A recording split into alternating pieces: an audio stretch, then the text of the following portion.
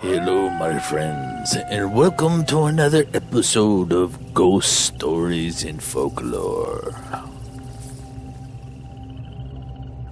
Lizzie Borden took an axe, gave her mother 40 whacks. When she saw what she had done, she gave her father 41. That is correct, my friends. Tonight I am going to tell you about the ghost stories and folklore of the Lizzie Borden house in Fall River, Massachusetts. For those of you who are not aware, on August 4th of 1892, Lizzie Borden's father and stepmother were found murdered in the home by the means of a hatchet or an axe. Although the nursery rhyme says that Lizzie Borden took the axe and gave her mother 40 whacks, it really probably was a hatchet. And it wasn't her mother, it was her stepmother. And on top of that, Lizzie was acquitted of the crimes, so it may have not been Lizzie. Furthermore, Abby Borden received about 19 wounds, and Andrew Borden, it was actually 10 or 11. To this day, my friends, the case remains one of America's most famous unsolved murder cases.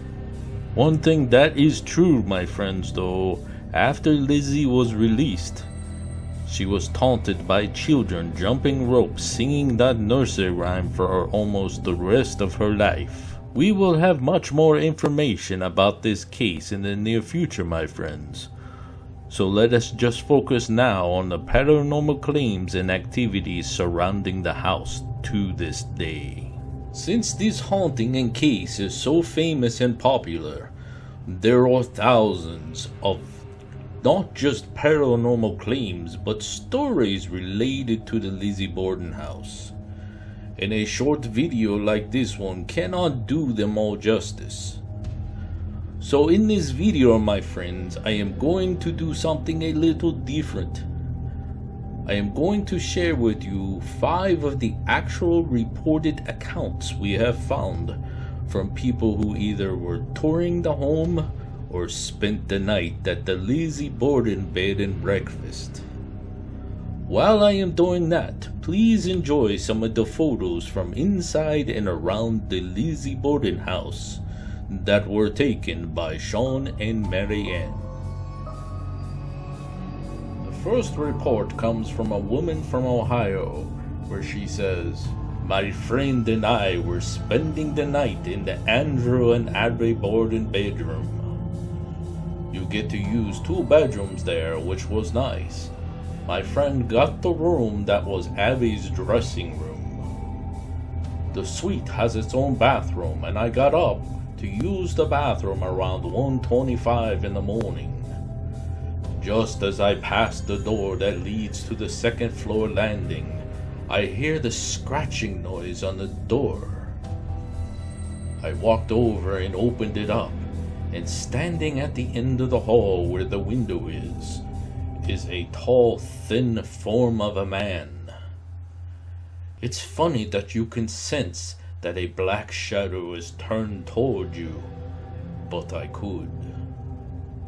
could see it was wearing a long coat that came to his knees, and that the cuffs of his sleeves were a little flared. It turned and walked up the stairs to the attic. I quickly slammed the door shut, locked it, and bolted it, and ran over to my friend's room, where I spent the remainder of the night holding on to her arm. This next report, my friends, comes from a woman from Arizona. She says, "My boyfriend and I stayed the night at the Lizzie Borden house. It was fall, and we were also going to Salem for the madness there.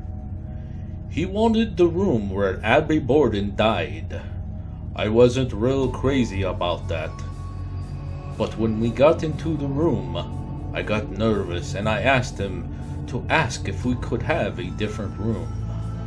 Unfortunately, they were booked up solid that night. He teased me and he said that he would be there if I needed him. So I was forced to stay there for the night.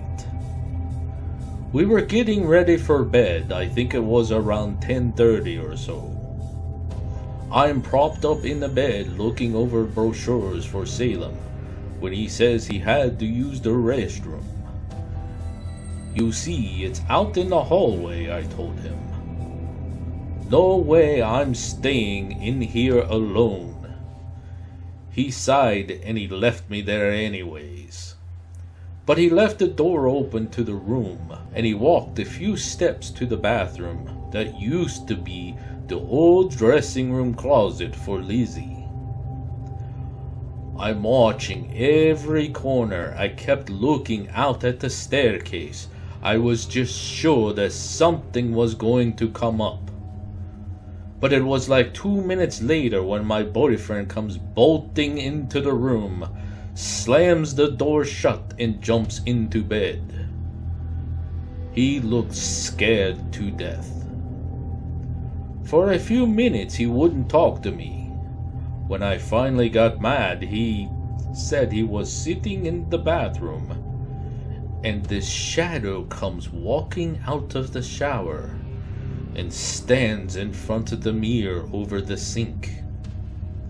He said he could make out a big wide skirt that went all the way down to the floor and puffy sleeves, and her hair was piled up. There was also a smell that appeared when she did. Something he said that smelled unpleasant, kinda musky like. I've never seen him like this before. He didn't sleep at all that night. In the morning he normally goes to the bathroom first thing, but this time he said he would stop at a gas station on his way to Salem. Our next story, my friends, comes from a man from Utah. The tour was really informative and the lady that gave it was really good. She said that she was going to college and was a history major. You could tell she loved her job there as a tour guide. I finished the tour and I was walking back to my car. On a whim, I stepped to the window where I think Officer Hyde watched Lizzie that night of the murders come down in the dark for the second time. You can't see in very good. I was straightening back up when this, I don't know how to put it, a face, I guess, sort of fluttered across the window from the inside. It wasn't a woman. It looked like a young man with a big mustache. I got a glimpse of a thin white collar and a dark shoulders. There are bars on the windows there, but I could see it distinctly behind them. It wasn't a real person walking around in the cellar. It was gray, and only his shoulders and head were floating up higher than the seal.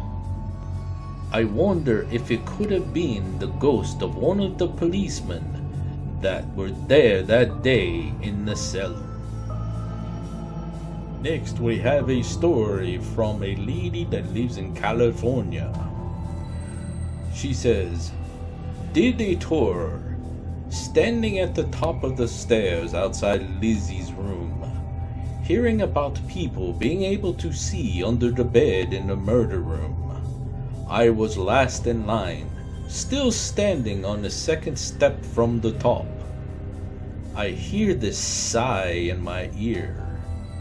I mean a deep, sad sigh that felt like it moved my hair. I swatted at it and it freaked me out. I jumped up the stairs and stood at the head of the group. One lady looked at me like I was rude for butting ahead, but I'll never forget what that felt like.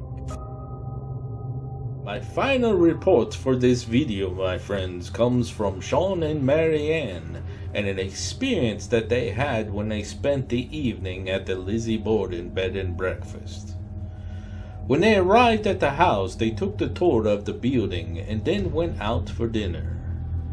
When they came back, they took up the luggage to the room they were staying in, the John Morris guest room, the room where Abby Borden was murdered. After freshening up a little bit, they went back downstairs to the room where Andrew was murdered and conducted an EVP session. Since it was later at night and all the other guests were up in their rooms or still out for the evening. The results of that EVP session is for another video, but what I want to share with you is an experience that they actually discovered on a recording that they made once they went back up to the room for the evening. As they were lying on the bed, slowly starting to fall asleep, they still had their recorders running. In the recording, you can hear Sean's breathing starting to get heavier as he was falling asleep.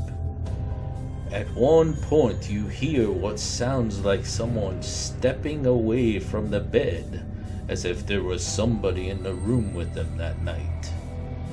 If you would like to hear this recording, you can check out the link I am posting above, and it will be down in the description of this video as well.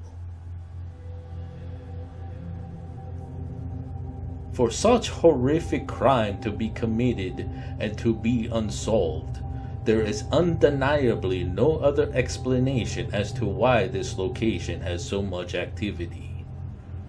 The lost and wandering souls of Andrew and Abby Borden, as well as the traumatic events that took place within those walls, I would be surprised that it wasn't a heavily haunted location. Is there truth to these stories, or are they just folklore? You be the judge, my friends. You can always rent a room in the Lizzie Borden bed and breakfast. Spend the night, and you can be the judge. If you like this episode of Ghost Stories and Folklore, be sure to hit the like button. And if you would like more videos from Panady videos in the future, make sure you hit the subscribe and the bell for notifications. If you dare.